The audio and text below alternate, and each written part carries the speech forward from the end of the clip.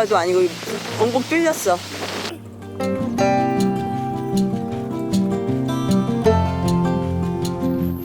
안녕하세요 여러분. 오늘은 런던을 떠나 중세 감성이 그대로 살아있는 도시인 캔터베리로 2박 3일 여행을 떠나보려고 합니다. 빅토리아 코치 스테이션. 출발은 영국에서 가장 분주한 교통 중심지 중 하나인 런던 빅토리아 코치 스테이션에서 해볼까요? 영국 버스 여행의 출발점이라고 불리우는 빅토리아 코치 스테이션은 바쁘게 오가는 사람들 사이로 활기가 가득한 곳으로 전국 곳곳으로 향하는 버스들이 모이는 여행자의 관문 같은 곳이죠. 이 버스가 캔터베리로 가는 버스예요. 시카고 캔터베리로 가는 겁니다.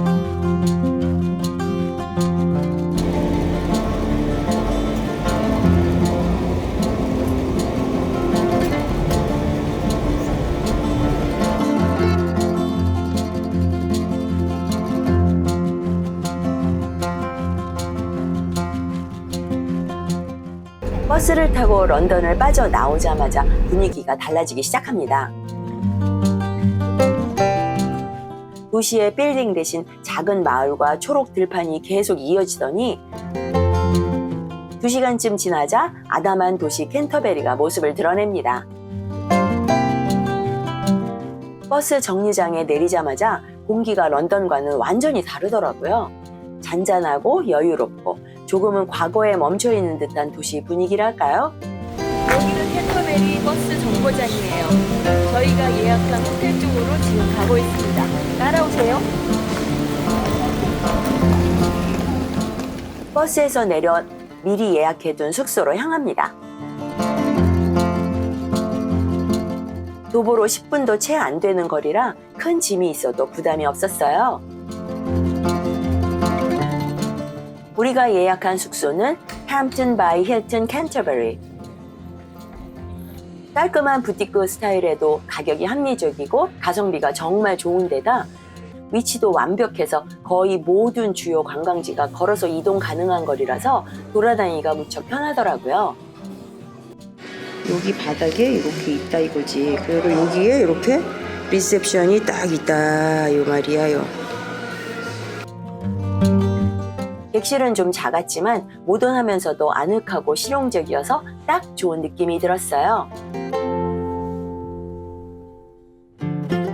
짐을 풀고 잠시 쉬었다가 슬슬 배가 고파져서 점심 식사를 하러 나왔는데요.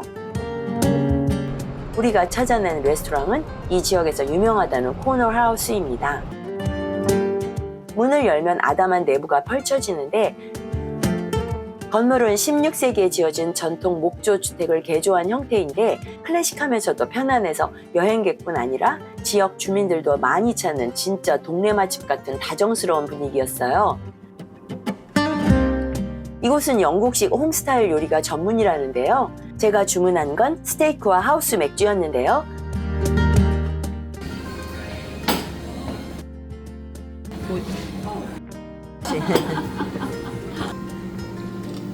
왜 영국 음식 맛이 맛없다는 말 있잖아요. 하지만 코너 하우스에서는 그런 편견을 말끔하게 깨주더라고요. 스테이크는 겉은 고소하게 잘 구워지고 속은 촉촉해서 굉장히 만족스러웠고요. 짠! 하우스 맥주도 너무 쓰지 않고 식사와 잘 어우러지는 부드러운 맛이었어요. 맛 너무 좋네요.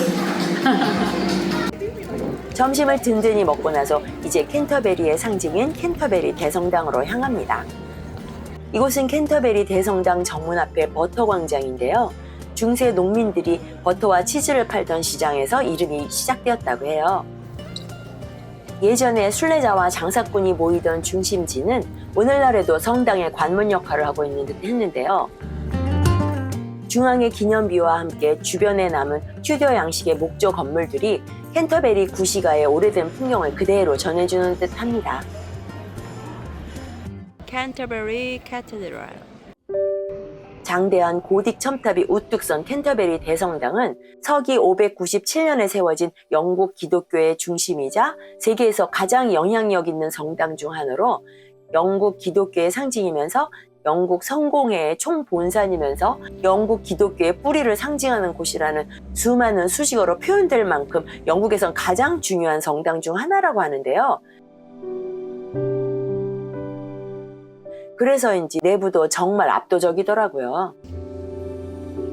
하늘로 솟아오르는 고딕 양식 특유의 높게 뻗은 아치, 색색의 빛을 쏟아내는 화려한 스테인드 글라스에 빛이 천천히 스며드는 분위기까지 최초 수백 년 된 석조 기둥과 회랑 등 모든 공간이 긴 역사의 숨결을 들려주는 듯해서 한 걸음씩 옮길 때마다 중세 시대와 마주하는 느낌이 진하게 스며옵니다.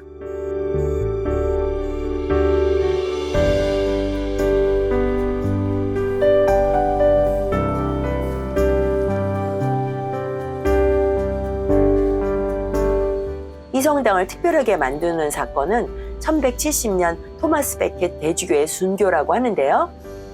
왕과 충돌하던 그는 이 성당 안에서 기사들에게 살해되었고 그 후 유럽 전역의 순례자들이 캔터베리를 찾는 계기가 되었다고 합니다.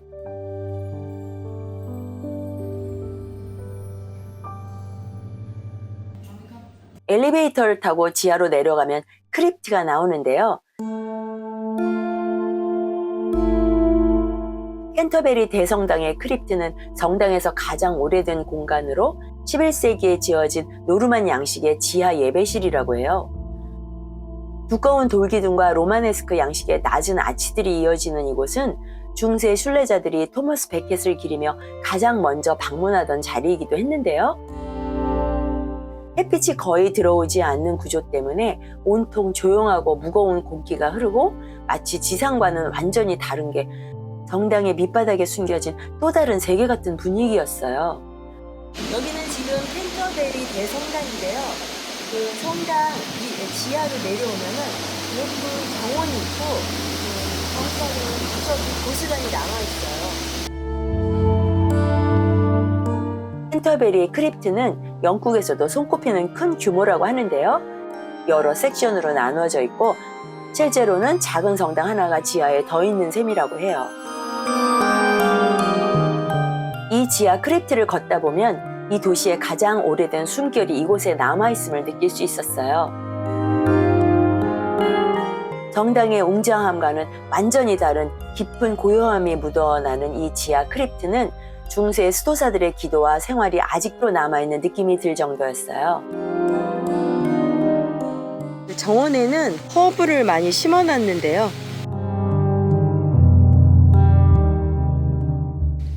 야, 허브를 어떻게 이렇게 이쁘게 심어놨대?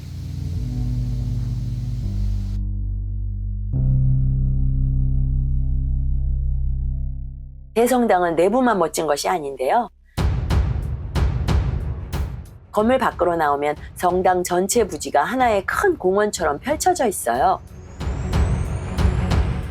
이건 거대한 나무 말 조각상인 캔터베리 워홀스 조이예요. 1차 세계대전 때 희생된 말들을 기리기 위해 만들어졌다고 하는데요. 성당의 고즈넉한 분위기와 대비되며 묘한 감정을 남기죠. 이 넓은 공간을 걷다 보면 중세 수도원의 생활 동선이 그대로 남아있는 것을 발견할 수 있는데요. 조금만 더 걸으면 수도사들의 병원이 있던 인포메리 루인스가 나타납니다. 예배당은 본 병원 건물과 이어져 있고 병원 침상에서도 신도들이 병을 앓으며 누워 있어도 예배 소리를 들을 수 있게 설계되었지만 종교 개혁과 그 이후의 변화로 수도원이 해체되면서 기능이 바뀌고 19세기 무렵엔 크게 퇴락하게 되었다고 해요. 지금 남아있는 것은 거의 대부분 아치형 벽체와 기둥들, 그리고 오래된 돌벽 등 일부가 폐허로 남아 마치 시간이 멈춘 듯 중세의 분위기를 생생히 전해주고 있는데요. 이렇게 무너진 유적 바로 앞에 사람들이 살고 있어요. 개인 주택들이 같이 있어요, 같이. 이곳은 단순히 과거의 유적이 아니라 사람의 삶과 병, 치유, 신앙이 교차했던 공간이라는 점이 역사적으로 특별함을 준다는 생각이 드는 곳이었어요.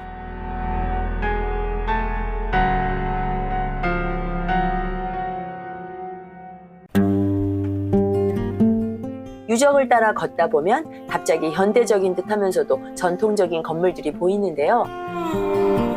바로 세계에서 가장 오래된 학교 중 하나로 알려진 킹스 스쿨이에요. 그 역사만 해도 6세기까지 거슬러 올라간다고 하죠. 설립 연도는 서기 597년으로 현존하는 가장 오래된 학교들 중 하나이며 세계에서 계속 운행 중인 학교 중 가장 오래된 학교라고 합니다. 원래는 중세 수도원과 대성당의 부속 학교였는데 1541년에 헨리 8세에 의해 킹스 스쿨이라고 불리게 되었다고 해요. 이런 역사와 전통을 자랑하는 건축물에서 현대적인 교육을 받는 학생들의 느낌이 어떨지 문득 궁금해지기도 합니다. 그리고 이 학교 부지 안에는 꼭 보고 가야 할 특별한 공간이 있는데요. 한눈에 봐도 엄청 오래돼 보이는 회랑인 클로이스터입니다. 이 회랑은 한쪽 벽이 수도원 시절에 오래된 돌담으로 되어 있고 반대편은 나무 기둥 구조로 정원 쪽이 훤히 열려 있어서 조용하면서도 바람이 스며드는 독특한 분위기를 가지고 있다고 하는데요. 지붕은 오래된 노출 목재로 되어 있는데 이 삼각형 석가래 구조가 중세 건축 특징을 아주 잘 보여준다고 해요. 수도자들이 기도하고 명상하며 걷던 길이 그대로 남아 있어서 요즘에 학생들이 이 회랑을 걸어 다닌다는 사실이 참 신기하고도 멋지지 않은가요? 바로 눈앞에서 중세와 현대가 자연스럽게 연결된 듯한 느낌이 들어서 기분이 묘하더라고요. 회랑을 지나 조금 더 걸으면 거대하고도 독특한 플라타너스 나무가 눈에 들어오는데요.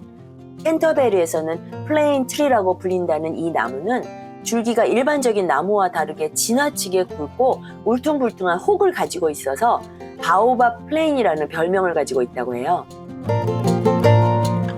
정말 굵어도 너무 굵고 특이하죠. 수백 년 된 나무가 성당과 유적들을 마치 함께 지켜보고 있는 것 같지 않나요? 이렇듯 생각보다 성당 부지는 훨씬 넓어서 엄청 놀랐는데요. 단순히 성당만 보고 끝나는 줄 알았는데 주변이 하나의 거대한 유적 공원이라 무심코 둘러보며 걷다 보니 자연스럽게 시간이 훌쩍 지나가더라고요. 그러다 보니 저희는 오후 시간을 전부 이곳에서 보내게 되었어요. 해가 질 무렵에야 호텔로 돌아왔는데요. 호텔 바로 옆에 루프탑 바가 있는 게 아니겠어요? 그래서 올라가 봤는데요. 노을 지는 거야 지금. 더 멋있게 보인다. 무슨 3D 같이 나오네? 노을빛으로 물든 하늘을 배경으로 캔터베리 대성당의 실루엣이 서 있는 모습은 말 그대로 하루를 완벽하게 마무리해주는 풍경이더라고요. 오늘 영상은 여기까지입니다. 다음 편에서는 캔터베리에서 가장 기대했던 일정인 강위에서 즐긴 2인용 나룻배 유람과 햇살 좋은 9월의 오후에 즐겼던 강가 피크닉, 그리고 여행 마지막 날 런던으로 돌아가던 순간까지 이어집니다. 캔터베리 여행은 2편에서도 계속 이어지니까 기대해 주시고요. 런던 근교 여행 계획에 참고가 된다면 구독과 좋아요도 부탁드립니다. 캔터베리 여행에 대한 소소한 이야기도 댓글로 남겨주시길 바랍니다. 시청해주신 모든 분들에게 진심으로 감사드립니다. 김지영의 여행 채널